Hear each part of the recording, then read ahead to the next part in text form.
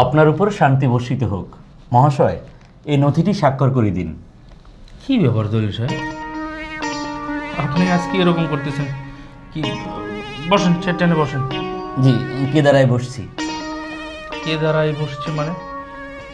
আপনি রোজা আছেন তো নাকি? জি, উপবাস আছি। উপবাস মানে?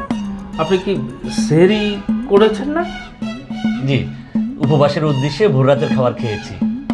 ভোর রাতের খাবার মানে কি? আপনি ইফতার করবেন তো? জি, সন্ধ্যাবেলায় কিছু খেয়ে উপবাস ভঙ্গ করব। উপবাস ভঙ্গ করব? আপনি তো দেখি পুরো বাংলা একদম করে ফেলছেন। আপনি এভাবে বলছেন কেন বলুন তো?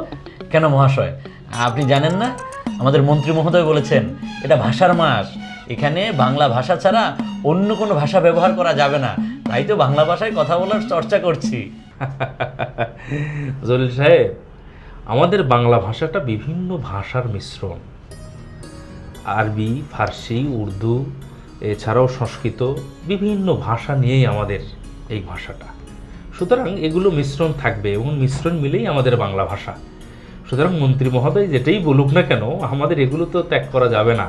উনিও কিন্তু যখন বলেছে যে ইনকিলাব আরবি শব্দ বা এটা বলা যাবে না, উনি বক্তব্যের শেষে কিন্তু একটা কথা বলেছেন, ইনকিলাব ইজ নট আওয়ার ল্যাঙ্গুয়েজ। মানে উনিও কিন্তু ইংরেজি বললেন। তার মানে হচ্ছে যে উনিও ঠিকমতো বাংলাটা পুরোপুরি বলেননি। সুতরাং এটা নিয়ে আপনি ভাববেন, আপনি যেভাবে বলতেন ওইভাবেই বলবেন, ঠিক আছে? আচ্ছা ঠিক আছে, আমি স্বাক্ষর করে দিচ্ছি। হ্যাঁ, আপনি একটু পরিবর্তন হন, ঠিক আছে? এরকম করলে হবে? Thank you. ঠিক আছে, থ্যাংক ইউ, থ্যাংক ইউ। জি মহাশয়, কৃতজ্ঞতা। মানে কি? এ তো দেখি ঠিক হইল না।